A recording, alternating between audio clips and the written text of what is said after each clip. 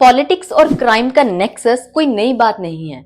Daily हम कोई ना कोई ऐसी न्यूज सुनते हैं जहां कोई क्रिमिनल छूट गया अपने पॉलिटिकल कनेक्शंस के कारण, या किसी पॉलिटिकल पार्टी को करोड़ों की फंडिंग मिली किसी गैंगस्टर से।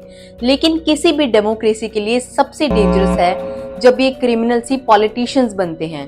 कानून को तोड़ने वाले खुद कानून बनाने की जगह पर बैठ जाते हैं। ADR यानी एसोसिएशन फॉर डेमोक्रेटिक रिफॉर्म्स, जो एक नॉन प्रॉफिट ऑर्गेनाइजेशन है, पिछले 25 साल से इलेक्टोरल और पॉलिटिकल रिफॉर्म्स पर काम कर रही है।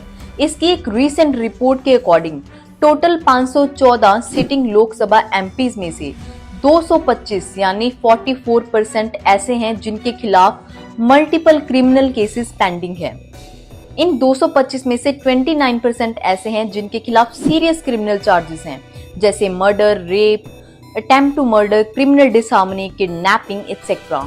5% MPs ऐसे हैं जो बिलियनियर्स हैं, मतलब उनके पास 100 करोड़ से भी ज्यादा की संपत्ति है। लेकिन क्रिमिनल बैकग्राउंड के लोगों को क्यों अलाउ किया जाता है इलेक्शंस लड़ने के लिए? क्योंकि इंडिया का क्रिमिनल सिस्टम फॉलो करता है इनोसेंट अंटिल प्रूवन गिल्टी, कि जब तक फाइनल जजमेंट नहीं आती और आप गिल्टी प्रूव नहीं होते, आप बेकसूर हो। नो मैटर आपके अगेंस्ट हजारों केसेस क्यों ना पेंडिंग हो, अगर आप गिल्टी प्रूव नहीं हुए हो तो कोई भी आपको इलेक्शंस लड़ने से नहीं रोक सकता। लेकिन पॉलिटिकल पार्टीज क्रिमिनल बैकग्राउंड के लोगों को टिकट्स क्यों प्रोवाइड करती हैं? इसका सबसे बड़ा कारण है मनी। हम सब जानते हैं कि इलेक्शंस के टाइम पर पानी की तरह पैसा बहाया जाता है। तो ऐसे लोग जिनके पास में करोड़ों रुपए है, जो अपने इलेक्शंस को फंड कर सकते हैं, ये किसी भी पॉलिटिकल पार्टी के लिए टॉप प्रायोरिटी होते हैं। मनी और मसल पावर का कॉम्बो एक एक्साइटिंग ऑफर होता है पॉलिटिकल पार्टी के लिए।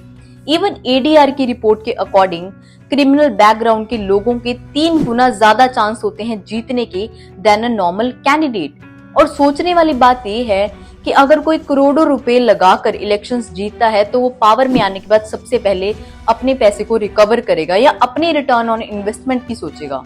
अब सबसे बड़ा क्वेश्चन है कि लोग इनके लिए क्यों वोट करते हैं? क्योंकि ये कैंडिडेट्स इलेक्शंस लड़ने के साथ साथ इलेक्शंस जीतते भी हैं। इसका सबसे बड़ा रीजन है लोगों के पर्सनल इंटरेस्ट। कभी भी वोट देने से पहले ज्यादातर लोग ये सोचते हैं कि कौन से कैंडिडेट हमारी कास्ट, हमारी कम्युनिटी, हमारे रिलीजन का है, कौन सा हमारे पर्सनल इंटरेस्ट को फुलफिल कर रहा है। ज्यादातर लोग देखते हैं खुद के स्टेट का या खुद की कम्युनिटी का इंटरेस्ट रैदर कि पूरे देश का इंटरेस्ट किसमें है। दूसरा सबसे बड़ा रीजन है कि ज्यादातर लोगों को इसके बारे में नॉलेज ही नहीं होती। 2019 के public interest foundation versus union of India के केस में सुप्रीम कोर्ट ने ऑर्डर किया कि सारी पॉलिटिकल पार्टीज अपने कैंडिडेट्स की क्रिमिनल रिकॉर्ड्स को पब्लिश करें, वेबसाइट पर, सोशल मीडिया पर और न्यूज़पेपर्स में। पर ज्यादातर लोग इस इंफॉर्मेशन को चेक ही नहीं करते वोट देने से पहले। Even recently we saw the death of Mukhtar Ansari, a gangster turned politician, जिनके खिलाफ 60 क्रिमिनल केसेस पेंडिंग थे, पर फिर भी वो 5 बार उत्तर प्रदेश विधानसभा के मेंबर बने। 8 केसेस के अंदर तो वो गिल्टी भी प्रूव हुए। Now this points to 3 things. पहला कि या तो लोग उन्हें बहुत पसंद करते हैं, no matter what his background is. दूसरा कि या फिर वो मनी और मसल पावर के बेसिस पर ये इलेक्शंस जीतते थे। और तीसरा कि इन्हीं लोकल प्रेफरेंसेस के कारण कैसे कोई भी गैंगस्टर या क्रिमिनल किसी भी पॉलिटिकल पार्टी के लिए एक टॉप प्रायोरिटी हो जाता है। And the red alert is कि 2004 के अंदर क्रिमिनल बैकग्राउंड के MPs का परसेंटेज था 24, जबकि 2019 के अंदर ये परसेंटेज हो गया है 44। तो क्या इंडिया के अंदर ऐसा कोई लॉ नहीं है जो इस पर चेक रखे? The answer is no.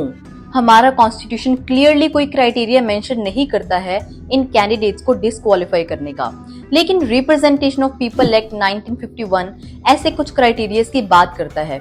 उसके सेक्शन 8 के अकॉर्डिंग अगर किसी इंडिविजुअल को 2 से ज्यादा साल की सजा होती है तो वो अपने जेल टर्म के खत्म होने के बाद अगले 6 साल तक इलेक्शंस नहीं लड़ सकता। पर अनफॉर्चुनेटली ये लॉ भी ऐसे कैंडिडेट्स की कोई बात नहीं करता जिनके खिलाफ क्रिमिनल केसेस पेंडिंग है। इवन लॉ कमीशन ने भी अपनी रिपोर्ट के अंदर ये रेकमेंड किया है कि एटलीस्ट उन लोगों को जिनके खिलाफ पिछले 1 साल के अंदर कोई फ्रेश क्रिमिनल केस रजिस्टर हुआ है, उन्हें डिस्क्वालीफाई कर दिया जाए। बट अनफॉर्चुनेटली ये भी सिर्फ रिकमेंडेशंस हैं, इन्हें इम्प्लीमेंट किया जाएगा is a big question. The point is कि एक सिंपल लीगल या क्रिमिनल केस होने पर जब आपको सरकारी नौकरी से हटा दिया जाता है तो इतने सारे केसेस पेंडिंग होने पर आपको सरकार चलाने के लिए कैसे चुना जा सकता है? What we can do as voters is कि अगली बार वोट देने से पहले हम ये चेक कर लें कि कौन सा कैंडिडेट हमारी कम्युनिटी नहीं हमारी कंट्री के लिए बेटर है। This time we have the opportunity. Elections के अंदर ज्यादा टाइम बाकी नहीं है। We should make an informed decision कि एक ऐसे कैंडिडेट को चुने जो खुद से ज्यादा देश के बारे में सोचे। अब आप बताओ कि क्या क्रिमिनल बैकग्राउंड के लोगों को अलाउ करना चाहिए कि वो इलेक्शंस लड़ें? Do let me know in the comment section and for more such informative videos keep following.